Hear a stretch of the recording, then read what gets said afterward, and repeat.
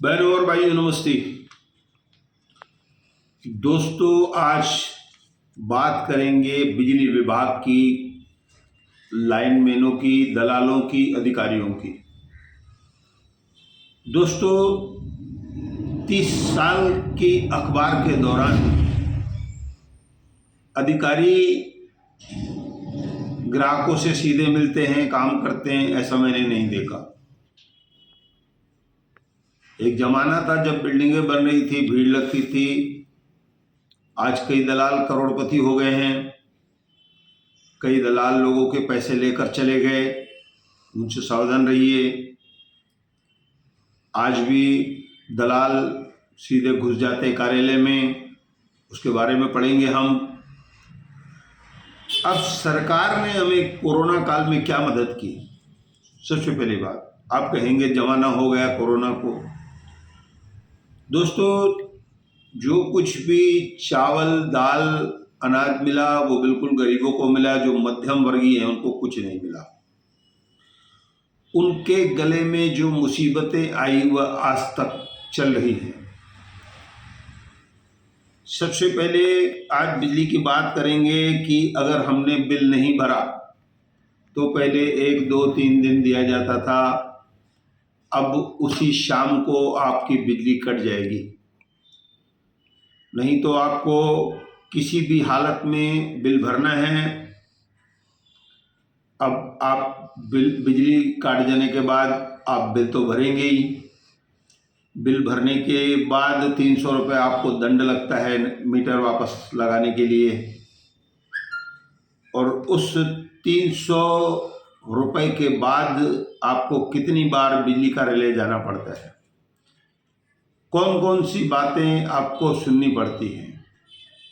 सरकार ने भी बहुत सारा काम जो है निजी हाथों में दे दिया है, जैसे लाइनमैन वगैरह जो हैं उनको दे दिया है। अब आप चलिए नए कनेक्शन की तरफ।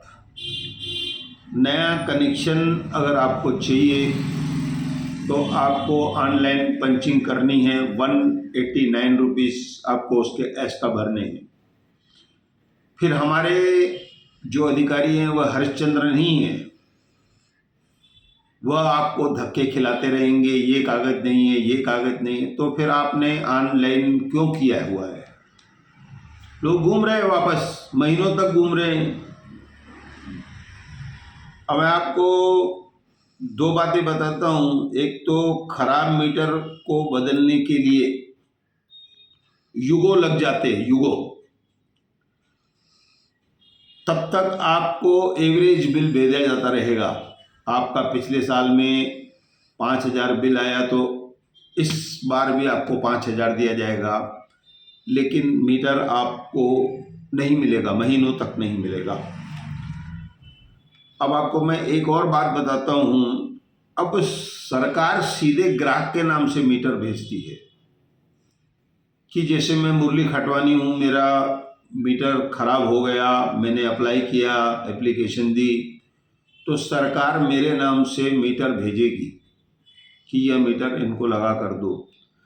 अगर वह 3 महीने तक आपके पास मीटर नहीं लगे तो ये जिम्मेदारी किसकी है और आप उस पर क्या दंड लगाएंगे? उल्टा हमसे 3 महीने का पैसा ले लिया जाता है। मीटर नहीं लगता है 3 महीने तक। आज भी मुझे उल्लासनगर 5 में मीरा चादर वाले रमेश ठाकुर ने बताया।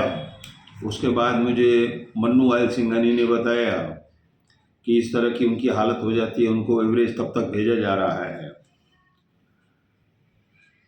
उसके बाद दोस्तों, ये ग्राहक को मीटर भेजने के बाद जब नहीं लगता है मीटर, ग्राहक भटकता रहता है। अब दूसरी बात है, दलालों के काम तुरंत होते हैं, चाहे वह खंबे बदलने का काम हो। अब जैसे मैंने बताया कि 189 रुपीज़ हमको भरने हैं नए कनेक्शन के। अब अगर हमने 189 रुपीज़ जो भर दिए और हमारा मीटर लग गया तो किसी को क्या मिलेगा उसमें से? ना दलाल को कुछ मिलेगा, ना लाइनमैन को कुछ मिलेगा, ना अधिकारी को कुछ मिलेगा। इस तरह से हमको भटकाया जाता है ताकि हम काम दलाल को दें। सीधी बात है, 1-1 लाख रुपया महीना दलाल कमा लेते हैं, क्योंकि आप अगर कोई व्यापार करोगे तो इतना आप नहीं कमा पाओगे। अब बात मैं करता हूँ खंबे बदलने की। एक तरफ हमको मीटर नहीं मिलता है, तो दूसरी तरफ आपका खंबा 24 घंटों में, 48 घंटों में, 2 दिन में बदल दिया जाएगा। दोस्तों, अब मैं आपको खंबा बदलने की प्रक्रिया बता रहा हूँ कि खंबा बदलने की प्रक्रिया क्या है। ये सड़क है, नीचे देखिए आप, नीचे करिए आप, ये सड़क है। अब ये जो खंबा यहाँ लगा हुआ है और एक खंबा यहाँ लगा हुआ है, इस खंबे को आप यहाँ नहीं ला सकते हैं, इस खंबे को आप यहाँ ले जा सकते हैं। यानी कि खंबा हमको दूर कर अंदर ले जाना है, ना कि बाहर निकालना है।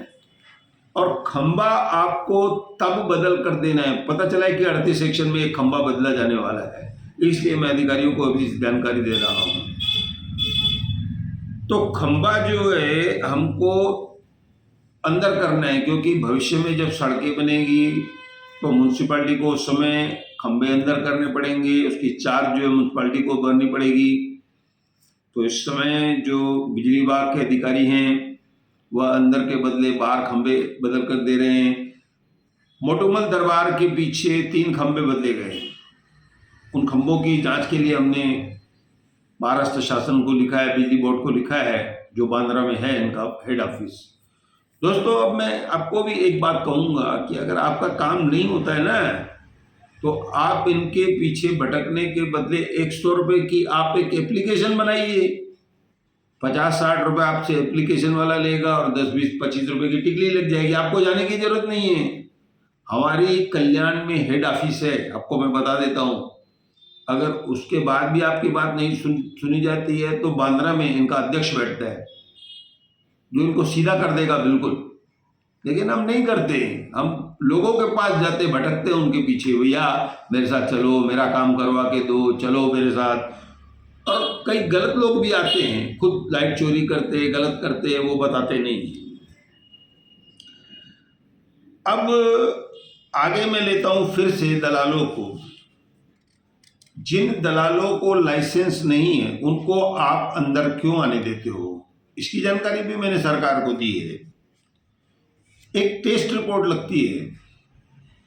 अब जैसे कि हमारे मित्र कुलदीप आयल सिंघानी, उनको लाइसेंस है तो वही लाइट का काम कर सकते हैं। लेकिन यहाँ क्या होता है कि जो फर्जी दलाल हैं, दूसरे की टेस्ट रिपोर्ट, उसमें से कई लोग नहीं रहते हैं। इस बात को मैंने सिद्ध करवाया था कई साल पहले कि ऐसी टेस्ट रिपोर्ट बाजार में बिकती है, उस पर ठप्पा लगा रहता है, उसमें खाली वो सही की रहती है और कागज कोरा रहता है। दलाल को जो चाहे मर्जी भर देगा बिल और लाइट का लोड, और वैसा लोड वहाँ पर नहीं रहता है, जैसा पास होता है वैसा वहाँ पर नहीं रहता है।